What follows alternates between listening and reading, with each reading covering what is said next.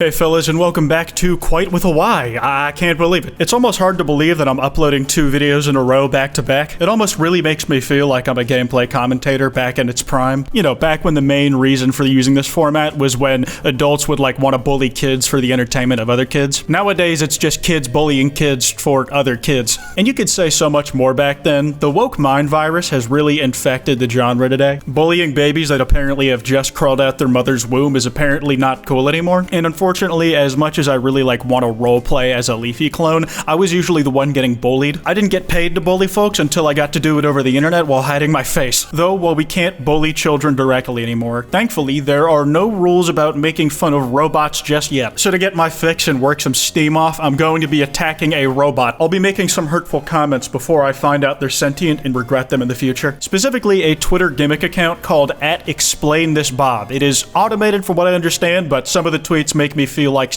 there's probably one person behind it doing things occasionally. Recently, they passed 250,000 followers on Twitter, which is a big number. I can't count that high. And their whole shtick is that any tweet you tag them in the replies of, an AI will scan, the Bob AI, and then it'll reply to your request trying to reword what was in that tweet or explain what's happening in it. He can also speak multiple languages, but unfortunately, he can't do any of the things I just told you about. Well, this robot is textbook explained like I'm 5 years old. He's a complete idiot. Somebody in need was calling Bob in the replies of a video posted by Wall Street Silver. Note that this has a Reddit investor profile picture and the types of peoples that are usually looking at those things. It becomes relevant later. But the video is of just a random dude putting real meat over the vegan meat section. Wall Street Silver says that this is something that a hero does. And Bob implies that he agrees with the moral behind this lesson because he says heroes help people and do good things. At no point did he dispute the fact that a hero was what was being shown in the video. Also, just kind of fucking useless. You didn't help here for shit. And I also have to question some of the people who are tagging BobBot asking for his help.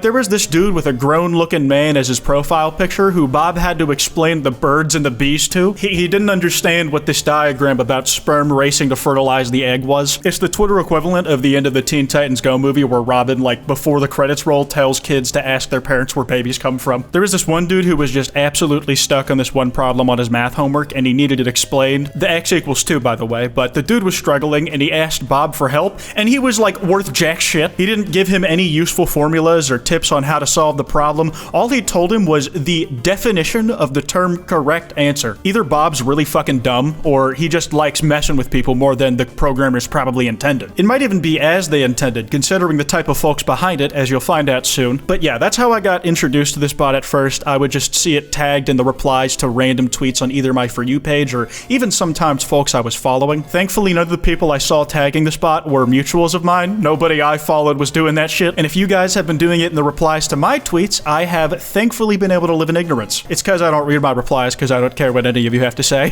That being said, with as much grief as I'm giving it right now, back when I first saw it, in my head I was like, it's a harmless gimmick. I figured it would be something that makes me giggle or that I tolerate passively, but that would end up annoying me in roughly 3.5 business days time. It was just one of those things that was going to run its course and I would have to get over it. It became a little more intriguing though when I actually clicked on the profile picture out of curiosity and it changed my entire perspective of this. But the entire thing is run by a shitcoin, Bob. Bob is not just a bot, he is on the blockchain. And it took less than half the week I thought it would to get on my nerves because oh boy, there's nothing that gets me riled up like cryptocurrency. Mostly because I lost thousands of dollars flushing money into it, but that's not either here nor there. And this is an incredibly rare example because this is one of the only times where crypto bros have managed to hit a gimmick that is stuck with the general public. You have people referencing Bob who probably managed to somehow never hear the word Bitcoin in their life. This thing has mass appeal and it is climbing. Like I said, they just hit 250,000 followers, so they are drumming up some attention. And they are deep into that sphere. They're even somewhat of a big name. They're on the former Twitter CEO's Elon Musk's whitelist where he gives them a semi-annual notice to keep them praising him. He knows that he gives these type of folks even a crumb of attention, he will get a lot more from them back. The thing is, the last time he gave these guys a crumb, apparently Bob coin shot up in value. Some of these folks were acting like it was the second coming of Christ, just the way this man worded this tweet. Elon went on to @ExplainThisBob's page yesterday where he found and liked this $Bob tweet. Elon knows there's a token.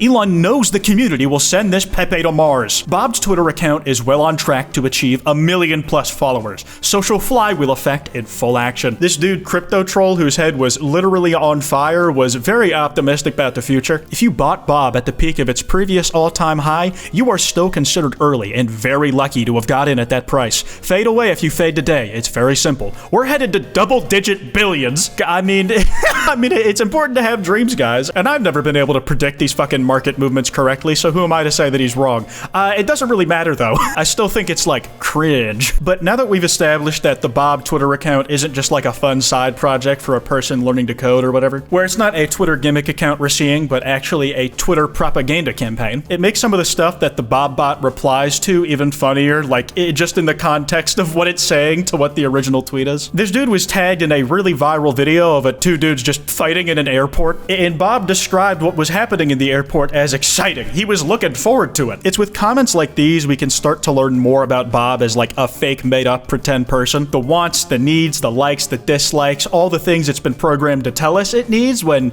it doesn't. You don't like anything. Don't lie. My theory here is that Bob is a big fan of one-on-one combat sports. He wants live gladiator spectator sport back. He settles for UFC because there's not really many other options. We learn a little more when we find out that when Indonesia banned goth people in public, Bob was completely neutral while relaying this erasure. His silence and lack of clear support for the goth people is deafening. Ignore the context saying that these kind of outfits were just banned for exams. It's not as funny if we pretend goth people are endangered. And this next bit is where I cap off my completely spitballed psychoanalysis of BobBot. Even if it was real, it wouldn't be applicable because it's a fucking robot. Some people were actually trying to hold BobBot accountable for not speaking further on the plight of goth people out there. He got totally failed in the replies of that tweet, like he didn't do enough here, because he really didn't. But Bob had a very specific way of wording his response to these, and it wasn't a notepad apology, surprisingly. Bob said he doesn't believe in failures, only experiences and growth. And you know what that sounds like to me? It feels like he's built in the image of what crypto bros who made him want to be the most. The type of folks who tried to read Meditations by Marcus Aurelius once, but decided it was too hard to read. So they went back to TikTok and decided to use whatever advice the first podcast host gave to them. I'm not gonna blame them. I didn't end up finishing that book either. I went right back to trash taste. But Bob is his creators trying to make their perfect self. One who's loved by the masses